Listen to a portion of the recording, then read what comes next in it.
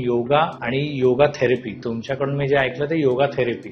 आता ह्याच्यात नक्की फरक काय? म्हणजे सो झोपेच्या आधी शक्यतो if you are able to silence yourself, silence your mind in a way की जिथे तुम्ही गॅजेट्स पासून दूर आहात. आपल्याला ऍसिडिटी व्हायला लागते, गॅसेस व्हायला लागतात, कॉन्स्टिपेशन व्हायला लागतं, अपचन जाणवायला लागतं.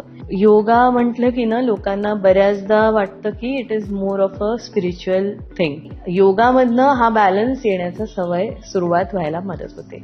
We don't say there is nothing good or bad about stress. पण आता 10वी-12वीच्या परीक्षांच्या वेळेस तेच होतं की खूप जास्त बर्डन घेतलं जातं, इमोशनली ते बर्डन घेतलं जातं, कारण अपेक्षांचं ओझं यायला लागतं. इव्हन तो कॉर्पोरेट ऑफिसेसमध्ये सुद्धा करू शकता तुम्ही. 2 तासांनी एक वॉक घेणं, सिम्पल वॉक, उठून स्ट्रेच करणं, वॉक घेणं, that will help a lot to release the stress.